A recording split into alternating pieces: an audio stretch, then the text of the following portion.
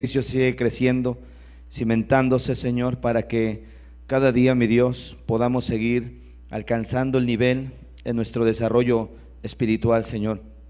Nos ponemos ahora en tus manos y te ruego, Padre, que envíes tu Espíritu Santo en medio de nosotros, para que sea tu Espíritu Santo alumbrando los ojos de nuestro entendimiento y hablando también al corazón más pequeño que esté en medio de nosotros, y me permitas, Padre, también como pastor poder llegar al corazón de ellos. Tu palabra dice, Dios, que dejemos los niños venir a ti y no se los impidamos, porque de los tales es tu reino. Y lo creemos, Padre, que tu palabra no tiene una edad en acepción de personas, Señor, para poder hablarles. Háblales también a nuestros hijos en esta hora y nos encomendamos a tu gracia, Padre, en el nombre de Jesucristo de Nazaret. Amén y amén. Gloria a Dios. Vamos a ponernos un poquito de pie, hermanos, y quiero pedirles por favor que se saluden los unos a los otros, y le damos la bienvenida también a nuestra hermana Ofelia, que está con nosotros.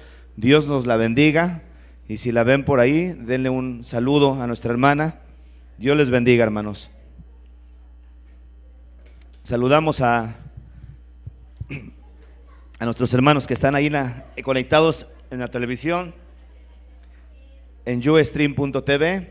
Saludamos también a nuestros hermanos que nos escuchan a través de Facebook, hoy conectados también en vivo desde la Iglesia de Dios el Árbol de la Vida en Longmont, Colorado, y también nuestros hermanos que escuchan a través de la radio las enseñanzas que estamos compartiendo y enviando para allá semana tras semana. Dios nos los bendiga, es el deseo de nuestro corazón que puedan ser edificados juntamente con nosotros a través de la palabra de Dios que compartimos con ustedes. Gloria a Dios.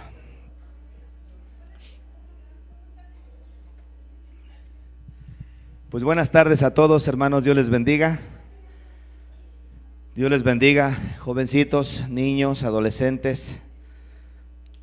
Es bueno que aquí, como tenemos poco tiempo de seguir edificando, hermanos, pues es bonito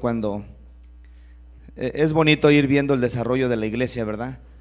Me acuerdo cuando comenzábamos allá en Inglewood, ya tenemos casi 14 años por ahí, pero cuando la iglesia comenzaba, la otra vez me estaba acordando que todos los cantos los cantábamos a capela, y había un canto que cantábamos en la iglesia que decíamos, amamos, por ejemplo, amamos a Ignacio, ¿no? Amamos a Ignacio, y lo empezábamos a cantar, y luego decía, se necesita Cristo para amar a Ignacio, ¿no? Y íbamos cantando uno por uno en una forma de expresión de nuestro cariño de los unos por otros, y era un ambiente en el cual se disfruta como siempre, pero la iglesia grande es una grande bendición porque vamos viendo el trabajo que se ha venido haciendo, las raíces que ha echado el ministerio y la manera en cómo Dios va levantando el edificio que es su iglesia. Pero realmente se extraña también cuando pues teníamos esos momentos. Me acuerdo una de la hermana donde llegábamos a hacer la célula, que fue donde comenzó, le digo a los hermanos que ahí empezábamos a las 11:30 de la noche, hermanas, porque todos ellos trabajaban en el restaurante y los teníamos que esperar a que llegaran todos para que todos pudieran ser alimentados con la palabra. Y empezábamos, cantábamos, teníamos la palabra, y terminábamos como a las 2, 3 de la mañana, más o menos 2:30 por ahí. Y les comento porque es parte del nacimiento, la historia de esta iglesia, porque esta es la iglesia misma de allá de Denver, y esa es parte de la historia de la iglesia. Y eso lo hicimos yo creo que como unos 2 años más o menos, estar así 2, 3 veces por semana. Y yo tenía mi trabajo, hermanos, entonces cuando tengo la oportunidad de platicar con hermanos que están comenzando a servir a Dios, les platico un poquito el testimonio para que no se desanimen y sepan que servir a Dios es algo bien, es muy agradable, es mucha bendición, porque el regalo más grande que nosotros como ministros recibimos es ver la transformación de la vida de la gente, cómo Dios va transformando las vidas, y eso es el regalo más grande, hermano. Es una bendición de Dios, es un privilegio poder ver cómo Dios sana enfermos, cómo restaura hogares, cómo cambia la vida de la gente, y eso es lo que llena de satisfacción el corazón del ministro, y para mí es una grande bendición. Cada vez que venimos para acá siempre me trae bonitos recuerdos porque pues todavía los puedo ver a todos y los conocemos por nombre. Hoy estamos viendo allá un fenómeno en la iglesia que gracias a Dios le damos, ¿verdad? Que está llegando muchísima gente, pero ya mucha gente ya no la conocemos. Entonces estamos viendo cómo Dios está mandando olas de gente, pero gente que igual que todos nosotros, con necesidad de ser alimentados, de ser guiados, y como les digo, es una grande bendición porque pues ve uno el fruto y el aprecio que la gente tiene hacia la obra de Dios, hacia su palabra. El ministerio del Árbol de la Vida ha tenido mucha reputación por lo mismo de lo que se hace en conjunto, hermano, de todos, porque aquí no es solamente el pastor, son todos los servidores. Hay de verdad que hay tremendos siervos dentro de la iglesia que están trabajando bien fuerte para poder bendecir la vida de la gente, y todo esto ha sido parte de lo que Dios nos ha permitido poder ir viendo el desarrollo en la gente. Y les comento esto, hermano, porque para que nosotros podamos seguir viendo las bendiciones en nuestras vidas, tenemos que aprender a reposar en el Señor. De hecho, ese es el tema que estamos desarrollando, 7 consejos para, ¿cómo le llamamos el tema? Para vencer la ansiedad.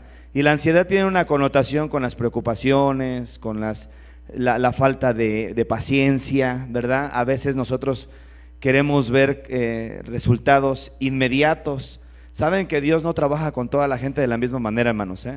Yo, por ejemplo, me he encontrado con personas que ya tienen años en el evangelio y todas siguen batallando con el esposo, con la familia, con su propia persona, pero siguen caminando y con los años los seguimos viendo y ahora ya los vemos bien cambiados, pero perseveraron.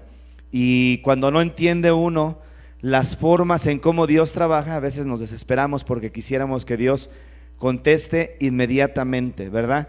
Entonces la Biblia deja ver, hermano, que todo lo que se quiere debajo del cielo tiene su tiempo y tiene su hora. Todo tiene un tiempo en la mente de Dios, que Dios lo va a revelar, Dios lo va a manifestar, de forma que nosotros podamos ir aprendiendo en la paciencia. A veces la gente que es muy desesperada le dice a Dios: Señor, ayúdame para ser paciente, ¿verdad? Y saben que una de las peticiones que se hacen de esa forma es como decirle: mándame pruebas para que se siga desarrollando mi paciencia, porque de hecho lo que va desarrollando esa paciencia son las pruebas, son los momentos difíciles, y Dios contesta de diferente manera. Entonces, pero una cosa sí quiero decirles, que Dios, hermanos, nunca llega tarde, siempre llega en el momento preciso, siempre nos sorprende cuando menos lo esperamos, y es donde vemos y decimos: ay, gloria a Dios, tanto tiempo que estoy esperando que Dios hiciera esto o aquello, y hoy puedo disfrutar de ello. Pero todo esto va a ser producto de que nosotros seamos diligentes, hermano. La diligencia es algo muy importante en la vida del creyente. La semana pasada estábamos viendo acerca de la importancia de la diligencia, ¿verdad? Ir con calma, ir al paso de Dios, no hay prisa. Dios lo sabe, hermanos, que nunca ha sido no hay una desesperación así que ya la iglesia tiene que crecer, no importa eso. Dios es el que hace la obra, Él es el que va trayendo, el que va haciendo su obra, y no hay ningún problema con eso. Se han de acordar cuando éramos todavía bien poquitos, yo les decía: no se preocupen, hermanos, aquí vamos a estar, vamos a seguir, y de aquí a unos 15, 20 años les voy a recordar cuando ya Dios comienza a expandir el ministerio. Ahorita lo que está haciendo con nosotros, hermanos, es que Dios nos está preparando a nosotros para poder arraigarnos bien, cimentarnos bien, y posteriormente usarnos para su obra. Porque si no nos preparamos bien, si a veces pasa, ¿no? Con los que estamos trabajando, saben que yo, por ejemplo, por lo mismo de cómo Dios nos ha venido trayendo, yo tengo mucha paciencia con la gente que servimos juntos, porque a veces entiendo que es un proceso. Entonces, cuando estamos trabajando con la gente, de repente, de repente se ven como de repente flaquea la gente, y tiene uno que: échale, hermano, adelante, vamos a seguir avanzando porque todavía falta mucho por alcanzar, todavía nos falta muchísimo camino, y vamos otra vez caminando, ¿verdad? Pero Dios está formando esta iglesia, hermano. Ahorita esta iglesia prácticamente está en una etapa donde se le está dando su biberón, donde estamos echando las raíces hacia abajo, se está poniendo los cimientos. Así que Dios se va a encargar de ir haciendo la obra. Y el tema que yo quiero compartir contigo en esta mañana es este: cesar del esfuerzo propio. Cesar del esfuerzo propio. ¿Sí? Esto tiene que ver con, para que me entiendan el tema mejor, dejar nuestro esfuerzo propio. ¿Sí? Cuando ya no, tenemos que aprender eso es parte de la madurez que Dios va dando en la vida del creyente, que llega un punto donde uno reconoce que hay cosas que no vamos a poder cambiar ni mover. Capítulo 1 de Primera de Pedro, de Segunda de Pedro, perdón, versículo 5, capítulo 1, 5. Entonces, hay momentos, hermanos, en el cual tenemos que, cuando vemos que las cosas no cambian, vamos a aprender por medio de este tema cómo es bien importante dejarlo en las manos de Dios, pero de verdad dejarlo, porque hay quienes decimos, sí confío en Dios, sí le creo a Dios, pero la realidad de las cosas es que no se cree y no se confía, porque a veces la obra o la manera de cómo caminamos dice otra cosa. Ahora, esto no es general, hay quienes sí dicen, sí confío en Dios, yo ya lo puse en las manos de Dios este problema, ya puse en las manos de Dios esta situación, a mis hijos, a mi esposa, a mi esposo, mi salud, mi trabajo, mi negocio, ya lo puse en las manos de Dios, ya se lo entregué al Señor y ya voy a aprender a confiar en Él. Segunda de Pedro capítulo 1 versículo 5 dice, vosotros también poniendo toda diligencia, repitan conmigo esta palabra, hermano, diligencia, diligencia. Vosotros también poniendo toda diligencia. ¿Qué es la diligencia, hermanos? Es lo contrario a la negligencia. Sí, la diligencia es cuando alguien sabe lo que tiene que hacer y lo hace, ¿verdad? Y persevera en hacerlo. Pase lo que pase, persevera en hacerlo. Les he puesto algunos ejemplos. Por ejemplo, hay gente que ha muerto de negligencia médica, ¿verdad? Esos médicos descuidaron lo que ellos saben que tienen que hacer, cometieron un error por negligentes, y a causa de esa negligencia ahora hay personas que han sido afectadas. Si han escuchado, ¿verdad? El otro día a mí me tocó escuchar un testimonio de un hermano precisamente que fue al dentista y le sacaron una muela que no era la que le dolía, y estaba bien, pues estaba enojado porque dice, fui para que me sacaran y me sacaron la buena, dice, y me dejaron la que estaba mala. Negligencia. Saben lo que tienen que hacer, pero por distraídos no lo hacen bien, entonces generan que haya problema, y eso los puede meter en graves problemas, ¿verdad? En este caso a los médicos les meten unas demandas, porque eso es causa de demandas aquí en Estados Unidos. Entonces el negligente sabe hacer las cosas pero no las quiere hacer. Nosotros no tenemos que ser negligentes, hermano, hay que ser diligentes, y dice, vosotros también poniendo toda diligencia, ¿ok? Toda diligencia, dice, por esto mismo añadir a vuestra fe virtud. Y fe ahí tiene que ver con confianza. Si yo te preguntara a ti, ¿tú confías en Dios? Sí, sí confío en Dios, y yo creo que sí confías en Dios y confiamos en Dios, por eso es que estamos aquí y por eso es que le buscamos, porque sabemos que Dios pues realmente es bueno y quiere lo mejor para nosotros. Entonces, poniendo a vuestra fe, dice, virtud, y la virtud tiene que ver con fuerza, un esfuerzo que tiene que venir también de nosotros. Esa virtud que ya Dios ha depositado sobre nosotros, hay que ponerla en esa diligencia, ¿sí? En la fe, que es confianza, entonces poner la virtud, y en la virtud, que es la fuerza que vamos a ponerle conocimiento. ¿Conocimiento de qué? Pues de lo que Dios ya nos ha dejado conocer de Él cada día más. Y luego dice, al conocimiento, dominio propio. Esto, hermano, si nosotros lo estudiamos, viene siendo como una escalera para no caer jamás y poder ser bendecidos por Dios. Si ustedes lo ven de esa forma, esto realmente sí pareciera ser una fórmula para que tú y yo jamás caigamos, para que tú y yo siempre caminemos con la bendición de parte de Dios, que así viene, en este orden que viene mostrándolo Pedro, que es una revelación que encontramos aquí, viene siendo como una escalera para mantenernos firmes, sin fluctuar. Entonces dice, añadir a vuestra fe virtud, a la virtud, sí, que es la fuerza, conocimiento. Ese conocimiento es el que nos va a llevar para poder saber cómo Dios trabaja Y luego al conocimiento, ¿qué dice? Dominio propio. Y el dominio propio es cuando tú y yo aprendemos a ser dueños de nosotros mismos. Ahí nos controlamos. De repente, te lo estoy tratando de aplicar en las situaciones difíciles, que de hecho la primera y la segunda carta del apóstol Pedro, hermanos, son cartas que él escribió a hermanos que estaban bajo persecución, y muchos de ellos incluso estaban siendo muertos por causa de esas persecuciones. Entonces realmente lo que el apóstol Pedro está hablando a través de esto es cómo ellos tienen que aprender a esperar en Dios. Y dice Pedro, entonces le dice a los hermanos, al conocimiento, dominio propio. Y el dominio propio es cuando yo y tú ya estamos, ya somos, ya no nos dejamos mover por cualquier cosa, ya somos dueños de nosotros mismos, ya tenemos cierta templanza, ya tenemos cierto control de nosotros. Al dominio propio, ¿qué dice? Paciencia, ¿sí? Y la paciencia, pues ya sabemos, lo contrario a la impaciencia.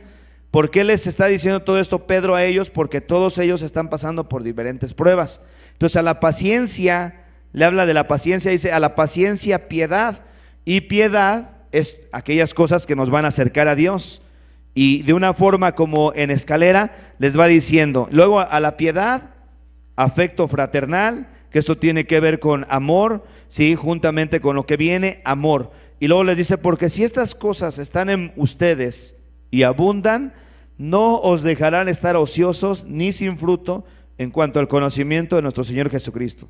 Pero el que no tiene estas cosas tiene la vista muy corta, es ciego, habiendo olvidado la purificación de sus antiguos pecados. Por lo cual, hermanos, tanto más procurar hacer firme vuestra vocación y elección, porque haciendo estas cosas no caeréis jamás.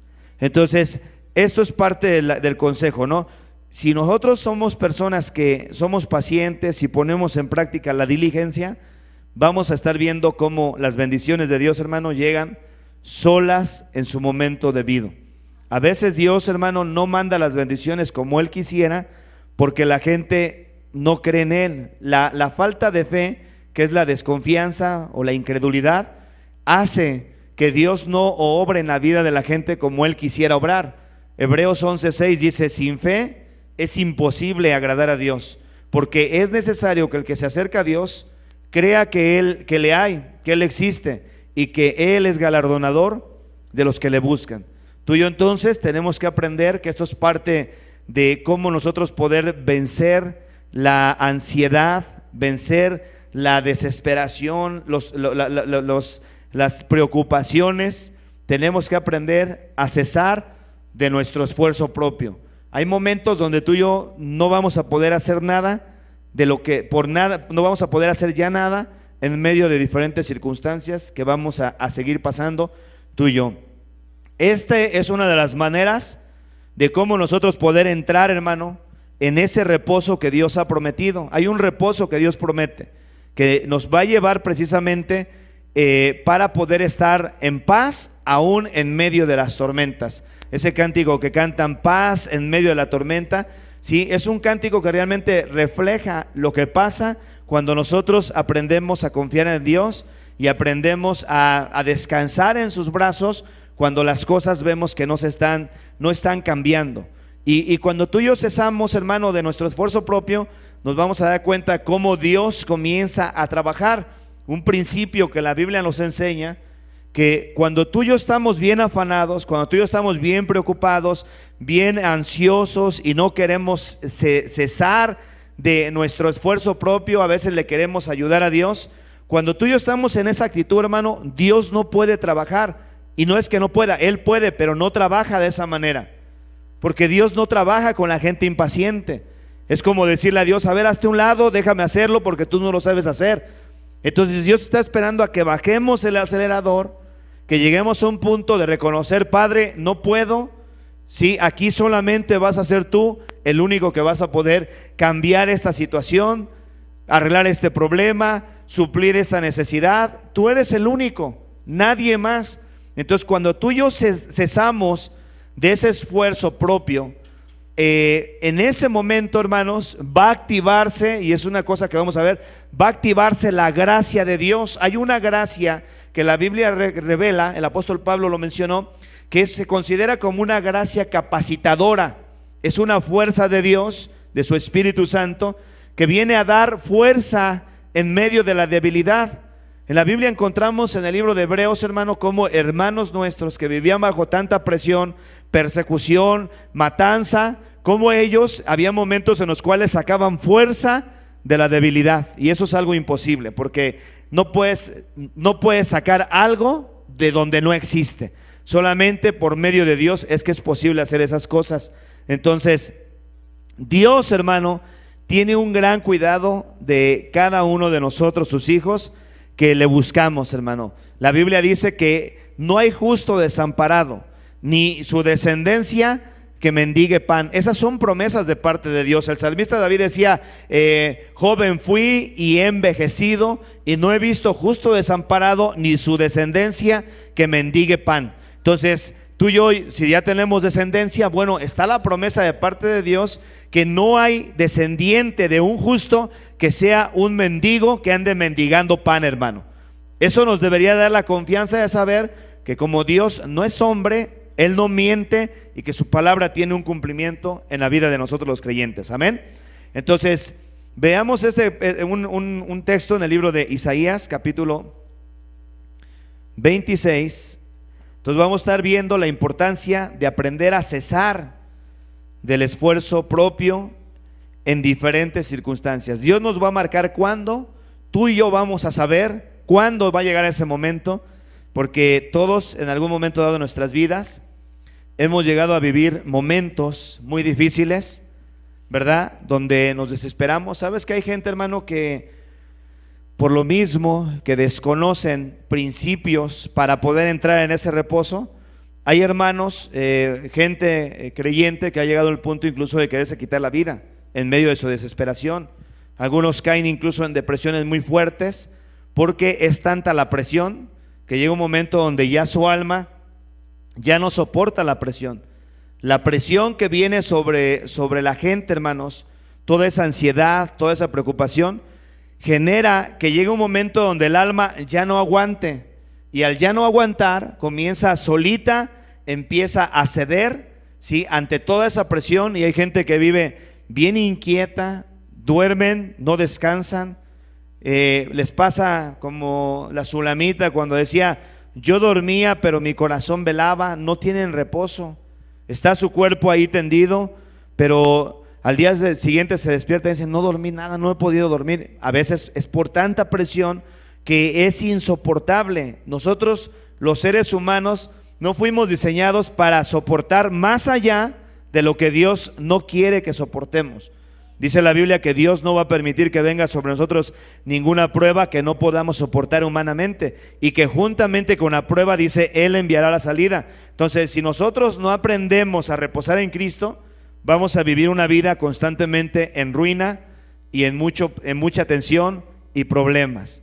A veces tenemos que cesar completamente de cualquier tipo de esfuerzo propio, hermanos. Amén. Capítulo 26, versículo 12 dice de Isaías, Jehová, tú nos darás paz, porque también hiciste en nosotros todas estas obras. ¿Quién nos va a dar la paz, hermano? Jehová. Mira, 14 del libro de San Juan, capítulo 14 del libro de San Juan.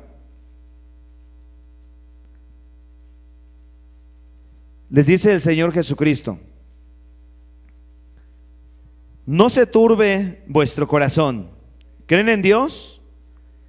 ¿Creéis en Dios? ¿Qué dice? Creed también en mí. No se turbe su corazón. Los apóstoles comenzaron a tener preocupaciones, empezó la ansiedad sobre ellos, porque ya Cristo se estaba prácticamente despidiendo de ellos.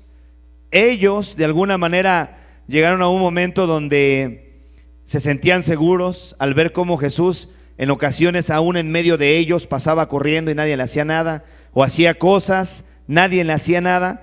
Y vemos cómo ellos llega un momento donde se despide Jesús y entonces comienzan a sentir esa ansiedad, esa preocupación. En el versículo 27, hermanos, de ahí mismo del capítulo 14, fíjense lo que les dice: la paz os dejo, mi paz os doy.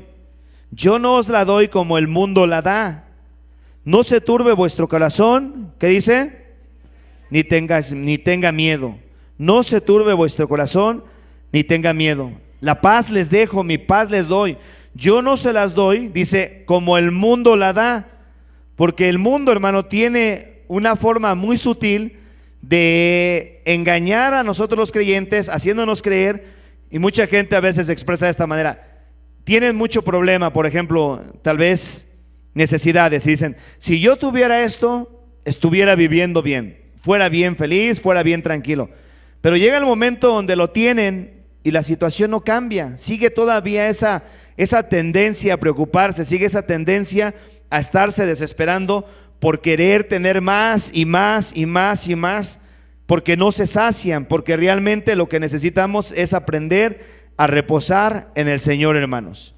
Entonces hay un reposo que Dios ha prometido para cada uno de nosotros que le buscamos, y nosotros tenemos que aprender a entrar en ese reposo. ¿Cómo es posible que gente, veamos ahora sí, que es lo que quiero tocar en esta tarde, el capítulo 4 del libro de Filipenses, cómo es posible que Dios pueda dar paz en medio de situaciones muy complejas, en medio de situaciones donde vemos que había muerte, había encarcelamiento, había escasez, había momentos muy difíciles? Hay un pasaje que estaba buscando, ahorita te lo voy a dar, de esta mujer que atendió a Elías, creo que fue Elías, ahorita se los voy a dar, y se le muere su hijo, mientras que está ya trabajando con su papá en el campo. Y entonces, estando con su papá en el campo, le empieza a dar un dolor al muchacho y lo manda para la casa. Llegando a la casa se le muere a la mamá.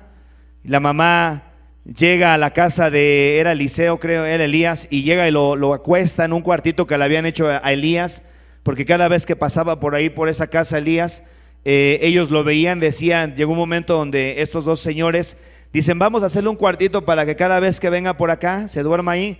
Y entonces él llegaba para allá, y un día lo bendijeron a Elías con ese cuarto para que llegara y durmiera ahí.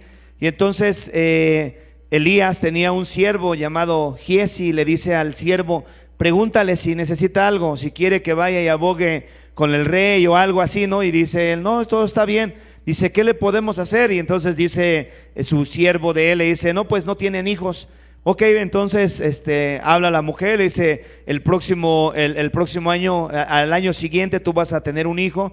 Y entonces aquella mujer pues ya estaba grande de edad, pero Dios hace el milagro, le concede tener su hijo, y luego nace el muchacho, empieza a crecer, y un día, trabajando este muchacho con su papá, se le muere, se enferma y se muere, y su mamá lo agarra al niño y va y lo acuesta en la cama de Elías. Y entonces lo acuesta ahí, y ella bien tranquila, hermanos, bien tranquila. La escena que muestra ese pasaje, a ver si ahorita me lo encuentran por favor, la escena que muestra ese pasaje, va con su esposo, le dice, voy a ir a ver al varón de Dios. Y entonces le dice su esposo, ¿todo bien?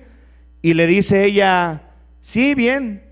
O sea que ni siquiera se ve un momento de preocupación, de tensión, de desesperación en ella, sino en un momento bien difícil, manteniendo la paz.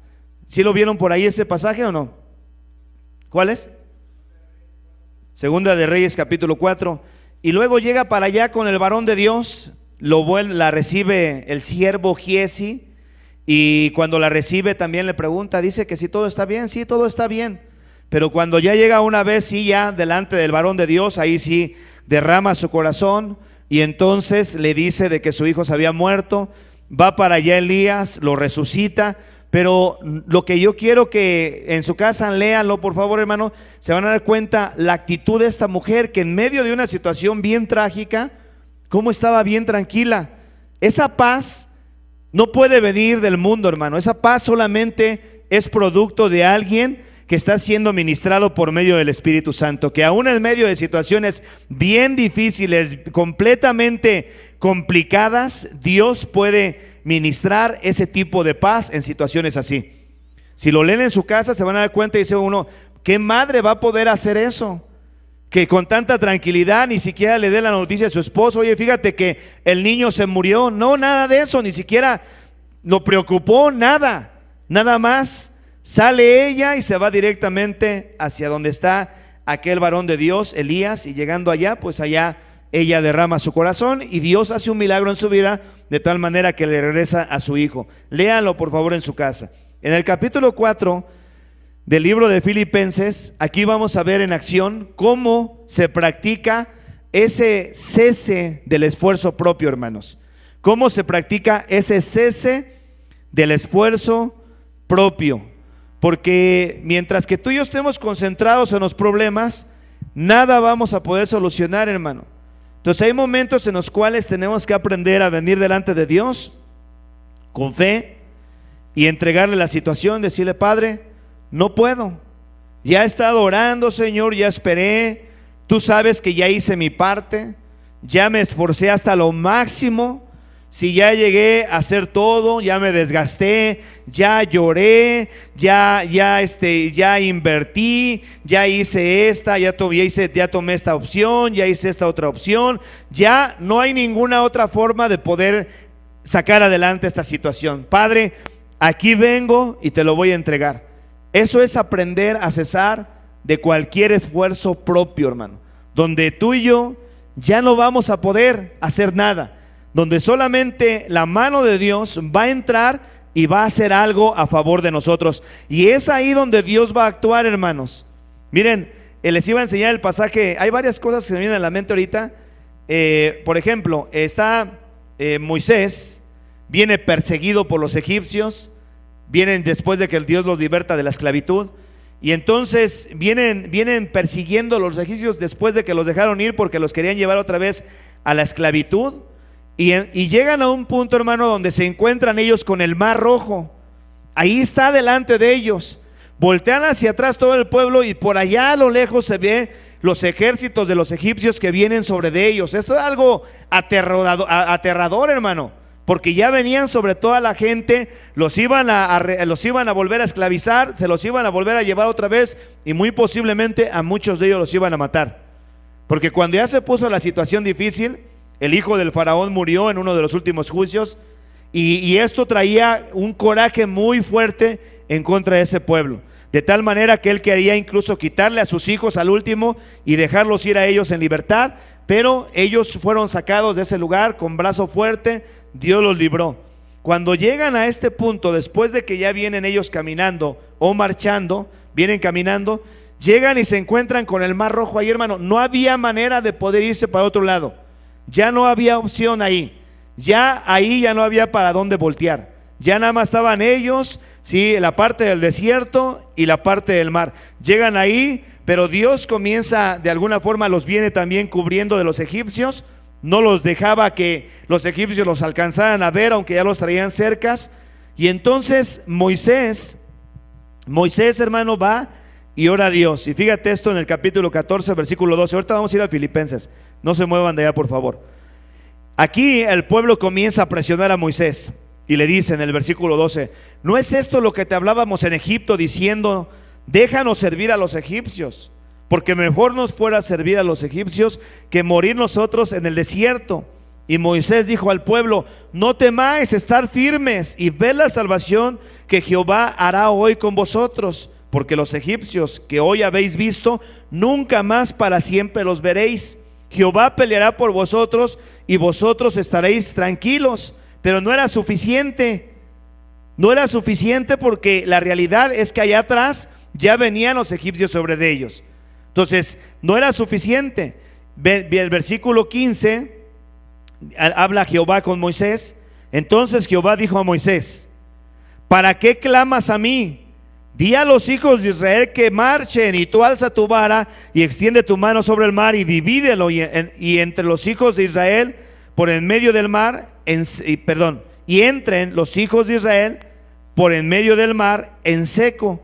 Y he aquí yo endureceré el corazón de los egipcios para que los sigan, y yo me glorificaré en Faraón y en todo su ejército, en sus carros y en su caballería. Entonces llegan hasta ahí, Ya no hay ninguna otra opción. Moisés, en medio de su angustia de ver lo que venía, comienza a clamar a Jehová. Y fíjate que esto es una llamada de atención para Moisés. Se le dice a Dios: ¿para qué clamas a mí? ¿Para qué vienes a clamar a mí? Dile al pueblo que marche. Dile al pueblo que marche, tú alza la vara. Y entonces, si comiencen a caminar, yo voy a estar obrando. Esto es, hermano, de verdad aprender a cesar de cualquier esfuerzo y depender completamente de la pura gracia de Dios. Porque ¿quién iba a pensar que el mar se iba a abrir en ese momento? De igual manera, como tú y yo no sabemos qué Dios vaya a hacer cuando ya estamos en los límites de donde tú y yo sabemos que ya no podemos hacer nada. Ahí solamente la mano de Dios, un milagro, va a ser el que va a poder hacer que las cosas cambien y para que todo se vierta a nuestro favor. Pero tenemos que aprender a cesar de cualquier esfuerzo propio. Ya donde ya tú y yo ya no podemos hacer nada. Hay un punto donde tú y yo ya sabemos que nada ya pudimos hacer. Ya hiciste lo que tenías que hacer. Ahí entonces aprendamos. Ahora, el poder entrar en una situación así, hermano, se aprende. El apóstol Pablo, en el capítulo 4, que le envía a los hermanos de la iglesia de Filipo, él está en la cárcel cuando está escribiendo esta carta. Está en la cárcel, está en una situación muy difícil, está defendiendo el evangelio. Lo primero que vemos a los primeros capítulos, está defendiendo el evangelio, está predicando el evangelio. Hay presión ahí entre los mismos hermanos. Algunos lo estaban tratando de angustiar. Él está en una pobreza muy tremenda, está pasando hambres, está pasando fríos, está pasando escasez, está pasando momentos de mucha necesidad el apóstol Pablo en este momento en Roma, porque están en la cárcel en Roma, y desde ahí les escribe a los hermanos. Está pasando momento tras momento difícil, en lo cual hay mucha tristeza en su corazón. Varias iglesias que le ayudaban para poder sostener sus viajes misioneros llegaron a un punto donde se olvidaron de él, ya nadie le ayudaba, lo dejaron prácticamente ahí abandonado, y llegó el momento donde esto hace un reconocimiento a él, un agradecimiento. Esta es una carta que hasta cierto punto les está agradeciendo a los hermanos. Pablo reconoce que también los hermanos a los cuales le están viendo esta carta de Filipenses, hermano, están pasando por momentos muy difíciles, igual que él. Y desde en medio de esa situación en la cárcel, el apóstol Pablo comienza a escribir esta carta, y esta carta se considera como una carta de alegría, de gozo, en la cual él está ministrando en medio de una situación bien difícil. Está ministrando a los hermanos: gócense, hermanos, gócense, regocíjense. Imagínate una persona que está en situación difícil, y esas son las cosas que son posibles cuando tú y yo aprendemos a depender de Dios y aprendemos a descansar en Dios, hermano. Que Dios puede usarnos. Mira, hay mucha gente, hermano, muchísima gente que en medio de la tormenta, en medio del ojo del huracán, en medio del problema, en medio de la necesidad, en medio de la enfermedad, en medio de la tensión que está viviendo, Dios los está usando para hablarle a más gente. Y a veces se queda uno sorprendido porque dice: bueno, ¿cómo Dios me está usando a mí si ahorita estoy en medio de una situación que yo tengo necesidad? Pero es que Dios es la manera en cómo obra, hermano, porque el más grato incienso que se puede desprender en adoración de un corazón de un creyente, hermano, va a ser cuando ese cristiano esté en medio de la prueba, y aún en medio de la prueba todavía sigue animando a la demás gente. Aún sigue hablando de Cristo, aún sigue cantándole al Señor, aún sigue predicando a Jesucristo, aún sigue confiando en Cristo. Esa es la máxima adoración que un cristiano le puede entregar a Jesucristo, hermano, porque eso es lo que Él espera. Entonces el capítulo 4, versículo 4, fíjense esto, hermanos. Bueno, vamos a leer desde el 1.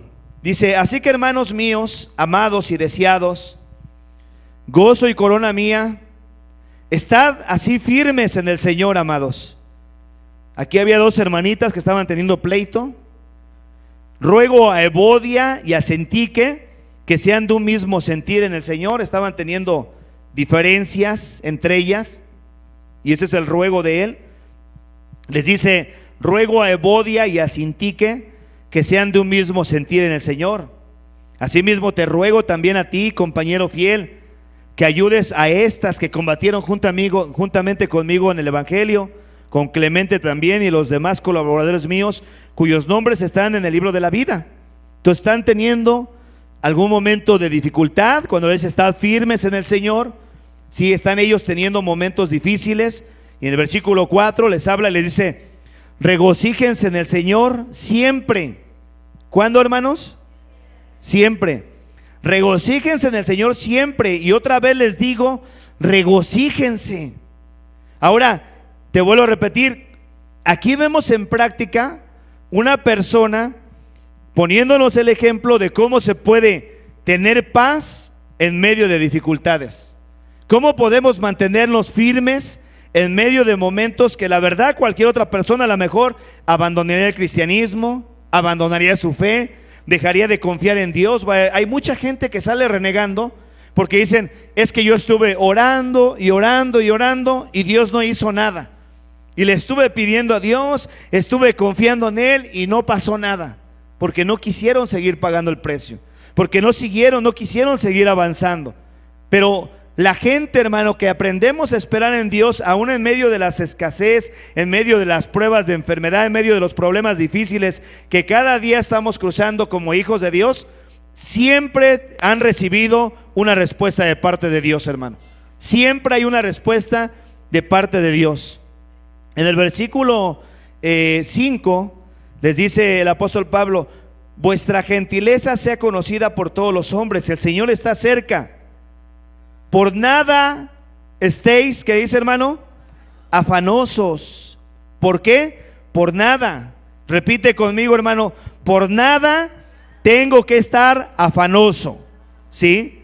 Y dice: si no sean conocidas vuestras peticiones delante de Dios con toda oración y ruego y acción de gracias.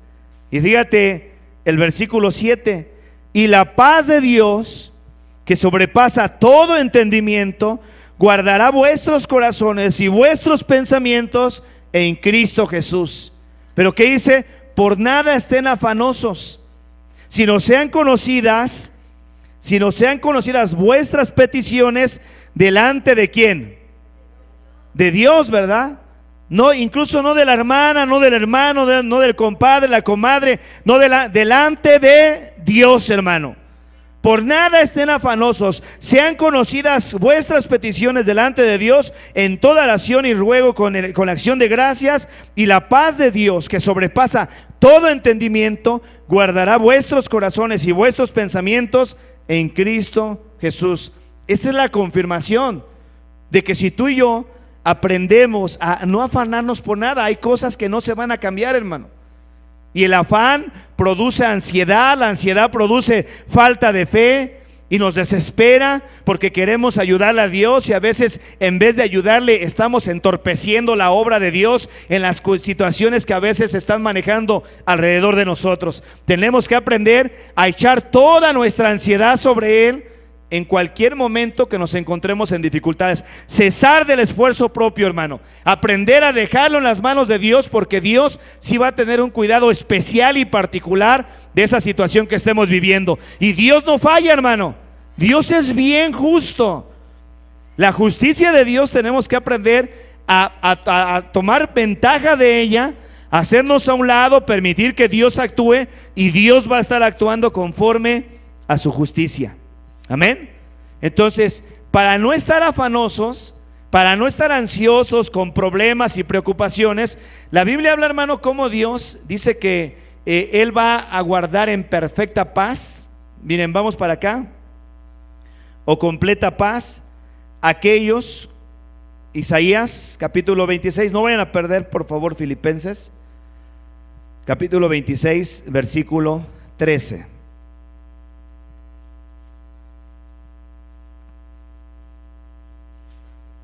Porque aquí vamos a aprender en este pasaje que vamos a ver en Filipenses cómo podemos cesar del esfuerzo propio. Dice lo siguiente: tú guardarás en completa paz aquel cuyo pensamiento en ti ¿qué? Persevera, hermano. Entonces de ti, de mí depende si tú y yo hacemos que nuestro pensamiento persevere. El pensamiento que persevera en Dios, hermanos, es un pensamiento que está en Él confiando. Y dice ahí en el libro de Isaías: tú guardarás en completa paz aquel cuyo pensamiento en ti persevera. ¿Por qué, hermano? Porque en ti ha confiado. ¿Sí te das cuenta? Versículo 4 dice: confiar en Jehová perpetuamente, porque en Jehová el Señor está la fortaleza de los siglos. Entonces tú guardarás en perfecta paz. ¿Quién es ese tú, hermano? Dios. ¿Cómo va a guardarnos en perfecta paz? Aquel cuyo pensamiento en ti que persevera. Tiene que perseverar, Señor. Yo sigo confiando en ti, Padre. Y el pensamiento te va a decir: ya Dios te abandonó, el diablo te va a aventar dardos, vas a sentir por todos lados los embates de la aflicción, de la angustia que se genera a veces por medio de toda la preocupación. Pero tú sigues con tu pensamiento perseverando en Dios, día con día, hora tras hora. Y cuando venga un pensamiento contrario a la obediencia a Dios, sigues todavía perseverando: Señor, yo sigo confiando. Yo sé que tú eres justo, tú no me has abandonado, tú vas a seguir conmigo en todo momento de mi vida, no me vas a desamparar. Pero es una perseverancia constante, porque eso es la manera en cómo Dios nos permite tenernos en una completa paz, hermano. Estar tranquilos. Regresamos a Filipenses. Entonces aquí en el versículo 8 de Filipenses viene lo que estamos viendo allá. Entonces viene el consejo del apóstol Pablo, versículo 8: por lo demás, hermanos, todo lo que es verdadero, todo lo que es honesto, todo lo que es justo, todo lo puro, todo lo amable, todo lo que es de buen hombre, si hay virtud alguna, si algo digno de alabanza, ¿qué dice? En esto pensad. O sea, no dejen que entre nada de cochinada a su mente, no dejen que entre nada negativo a su mente, para que estemos en esa completa paz, la paz de Dios que sobrepasa todo entendimiento y guarda nuestro corazón y nuestros pensamientos en Cristo Jesús. Entonces dice Dios: piensen en lo verdadero. ¿Qué es lo verdadero? Lo que viene de parte del verdadero único Dios. Jesús es la verdad, ¿verdad? Piensen en todo lo verdadero, todo lo honesto, todo lo justo, todo lo puro, todo lo amable, todo lo que es de buen hombre, si hay virtud alguna, si algo digno de alabanza, en esto piensen. Eso es el consejo de Dios. Queremos mantenernos así tranquilitos, en paz, cesar de todo esfuerzo propio. Entonces vamos y agarramos nuestro pensamiento y lo clavamos en Cristo Jesús, y ahí lo dejamos guardado, y Él lo va a guardar en paz. En paz vamos a estar. Que eso es lo que Pablo hablaba en el libro de Corintios, cuando decía que las armas de nuestra milicia no son carnales, sino poderosas en Dios para destrucción de fortalezas. Y esas fortalezas son argumentos, razonamientos, pensamientos, sí, sentimientos que se levantan contra el conocimiento de Dios. Y ahí, cuando tú y yo aprendemos, hermano, a pensar en lo correcto, no dejar que nada malo entre en nuestro pensamiento, nada malo. Pero es que te va a pasar esto y te va a pasar aquello. No va a pasar nada. Dios tiene todo bajo control, hermano. Y mientras que tú y yo estemos con Dios, las cosas van a seguir bien. Tenlo por seguro. Dios tiene un control perfecto de todo lo que hay alrededor de nosotros, hermano. Nada malo va a pasar. Si tú y yo oramos a Dios, el otra vez les decía que esto Dios nos lo permitió ver allá. No debemos de orar a Dios esperando que va a venir algo malo. No va a venir nada malo, hermano. De Dios no viene nada malo. ¿Qué malo puede venir de parte de Dios? Todo lo que viene de Dios es bueno. Aún las disciplinas son buenas. Sabemos que los que aman a Dios, todas las cosas les ayudan para bien. Todo lo que viene de Dios es bueno, ¿sí? Toda buena dádiva, todo don perfecto desciende de lo alto. Entonces no hay cosa mala que provenga de Dios. Si tú y yo estamos pensando nada más en Él, no dejes que tu pensamiento se desvíe, y te vas a enfermar, y te vas a morir, y le va a pasar esto, y te va a pasar aquello. No te va a pasar nada.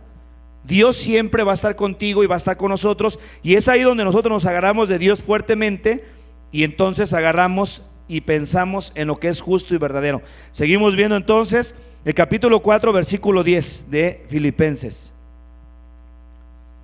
Entonces la paz de Dios estará, hermanos, en nosotros.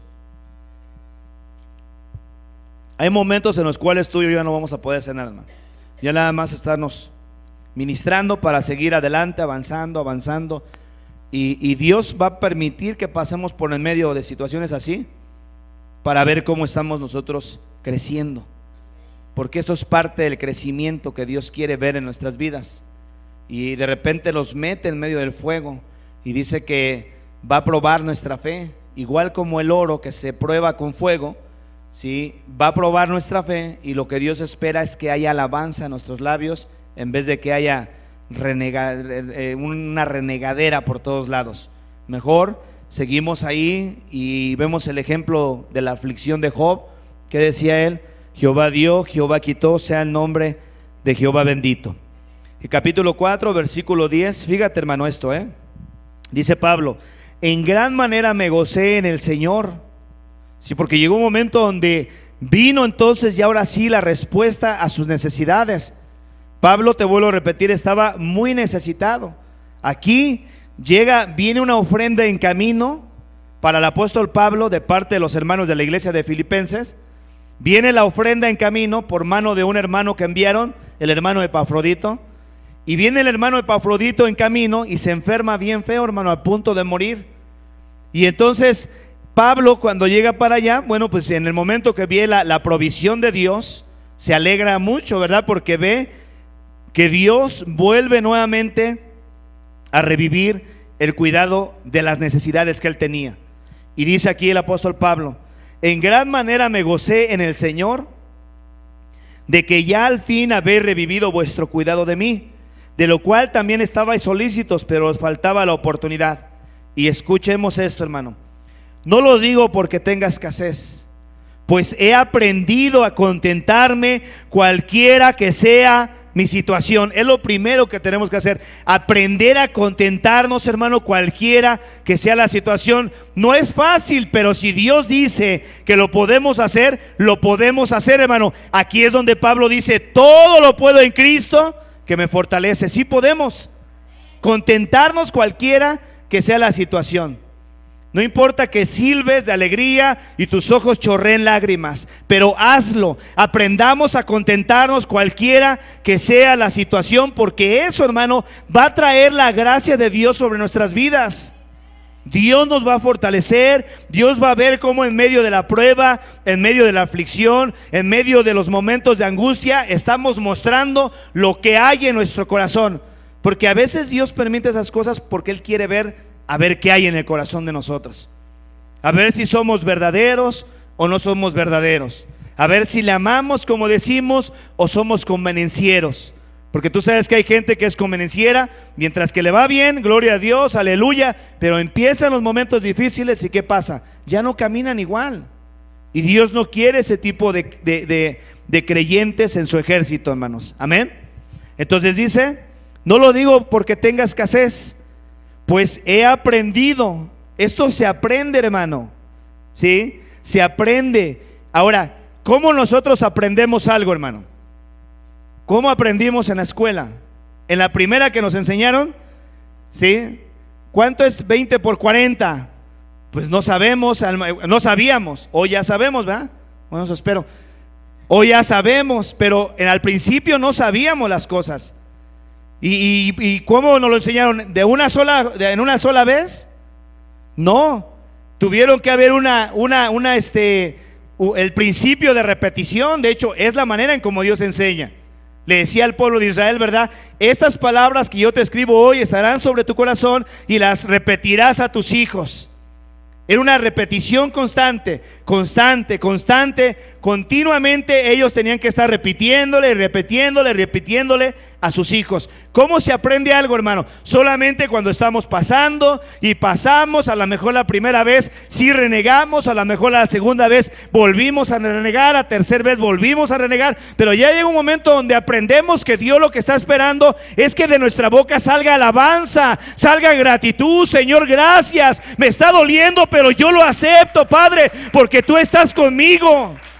Dios está esperando eso en vez de reclamos. Bueno, el apóstol Pablo aprendió, ¿sí? Aprendió a contentarse cualquiera que era su situación.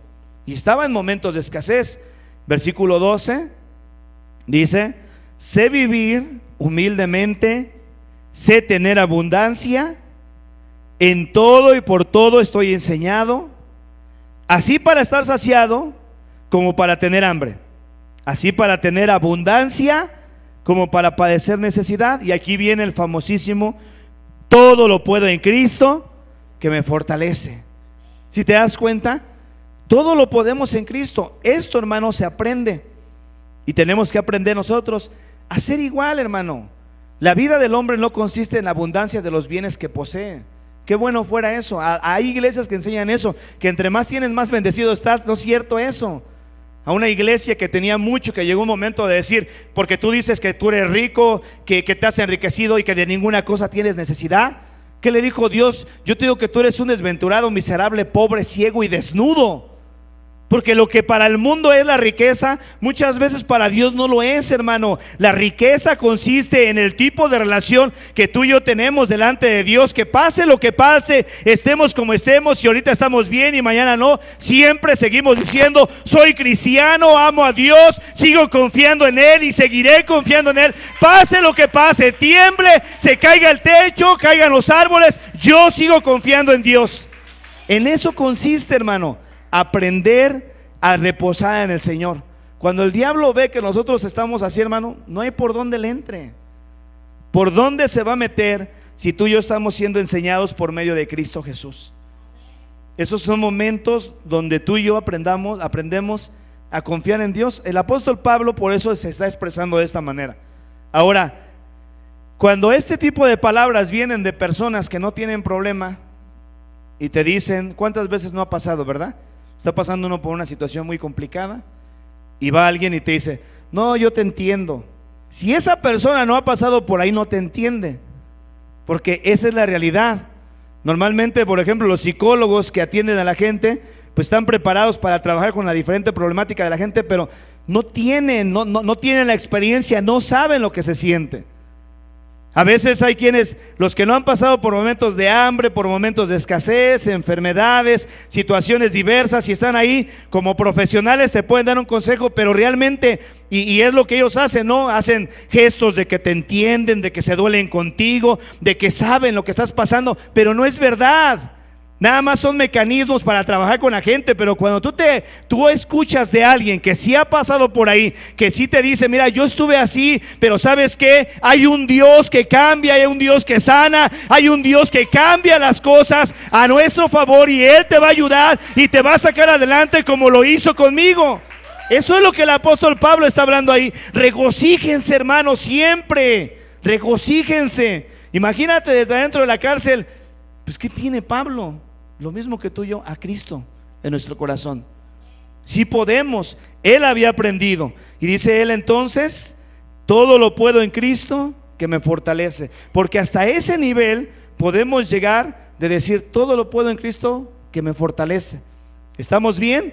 Todo lo puedo en Cristo que me fortalece. ¿No estamos tan bien? Todo lo puedo en Cristo que me fortalece. Ahí es donde estamos cada momento. Todo lo puedo en Cristo que me fortalece. Estamos pasando escasez, hambre, enfermedad, dificultad. Todo lo puedo en Cristo que me fortalece. Estamos pasando por momentos de abundancia. Todo lo puedo en Cristo que me fortalece. Él aprendió a vivir de esa manera. ¿Pero cómo? Porque él pensaba en todo lo bueno, todo lo puro, todo lo honesto, todo lo de buen hombre. No dejaba que nada malo entrara a su mente. Y eso, pues lógicamente, mantiene el corazón tranquilo.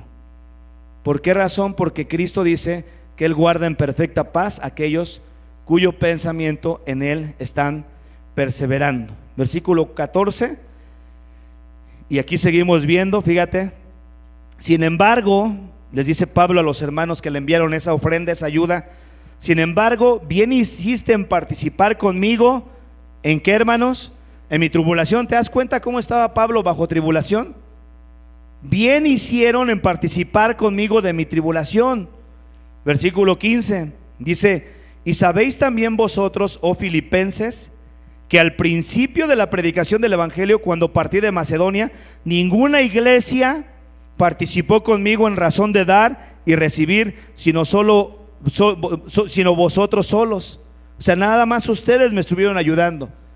Y Pablo no se quejó con ellos, nada más le está diciendo para que vean cómo la ofrenda que le mandaron fue de mucha bendición para él, diciéndole en forma de testimonio: ¿saben una cosa, filipenses? Que cuando partí de Macedonia, cuando acabé la predicación, ninguna iglesia participó conmigo en razón de dar ni recibir, sino solamente ustedes. Y luego les dice: pues a una Tesalónica me enviaste una y otra vez para mis necesidades. Esta iglesia realmente amaba al apóstol Pablo, pero él estaba pasando por momentos muy difíciles y no les está reclamando. De hecho, duraron mucho tiempo sin darle nada, hermanos. Pero él llega al momento donde, como vimos en el versículo 10, dice: en gran manera me gocé en el Señor de que ya al fin han revivido su cuidado de mí. Yo sé que querían, pero les faltaba la oportunidad. Y es ahí donde él les comienza a explicar. Y el apóstol Pablo de alguna forma les está expresando gratitud. Pues a una Tesalónica me enviaste una y otra vez para mis necesidades. Estaba en la cárcel. Versículo 17: no es que busque dádiva, sino busco fruto que abunde de vuestra cuenta. Pero todo lo he recibido y tengo abundancia. Estoy lleno, habiendo recibido de Epafrodito lo que enviaste, olor fragante, sacrificio acepto, agradable a Dios. Y escucha, dice: mi Dios pues suplirá todo lo que os falte conforme a sus riquezas en gloria, hermano. ¿Sí? Esto es tener paz en medio de situaciones difíciles. ¿Se puede? Claro que sí se puede, pero tenemos que aprender a confiar en Él, ¿sí? Hacer que nuestra alma repose en el Señor y dejar las cosas así, nada más que Dios comience a tomar control. Cuando tú y yo soltamos las cosas, hermano, entonces el Señor entra en acción, porque nos hacemos a un lado y permitimos que Él comience a trabajar para ayudarnos en medio de nuestras necesidades. Amén. Capítulo 4 de Hebreos, vamos para acá rápidamente.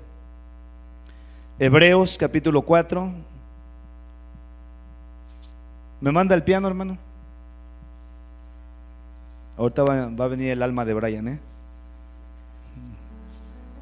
¿ya vieron? Capítulo 4, versículo 9. ¿Ya están, hermanos? Fíjense esto, hermano, sé qué bonito. Cuando nosotros aprendemos a descansar en el Señor, hermano, y descansamos de todo ese trabajo que a veces se genera en medio de nuestras necesidades, le dejamos las cosas en las manos a Dios. Dice el autor de Hebreos: por tanto, queda un reposo para el pueblo de Dios. Escucha esto, hermano: porque el que ha entrado en su reposo, también ha reposado de sus obras, como Dios de las suyas. Procuremos pues entrar en aquel reposo, para que ninguno caiga en semejante ejemplo de desobediencia. Cuando tú y yo, hermano, cuando tú y yo ya estamos en Cristo, ya entramos para poder reposar, hermano. Descansamos en Él. Aprendamos a ir día con día ante Él, hermano, en cualquier situación que nos encontremos. Su servidor, hermano, yo, en varias ocasiones cuando hemos tenido momentos de dificultad, así han llegado momentos en los cuales: Señor, ya, hasta aquí se hizo todo lo que se pudo. Ya de aquí en adelante, si tú vas a hacer algo, Padre, claro, con respeto, si tú vas a hacer algo, Señor, pues ahí lo ponemos en tus manos, sea haciendo tu obra, Padre. Y lo soltamos en las manos de Dios. Y cuando ya hicimos todo lo que teníamos que hacer, lo soltamos en las manos de Dios, y es cuando Dios comienza a trabajar, porque Dios también quiere que aprendamos a descansar en Él, hermanos. Amén. Y todos en algún momento dado vamos a pasar por momentos en los cuales vamos a tener que aprender a soltar las cosas para que Dios se encargue de comenzarlas a hacer. Pónganse de pie, por favor, hermanos. Cierra un momento tus ojos. Padre, venimos delante de ti en esta hora, Señor. Quiero darte gracias por la vida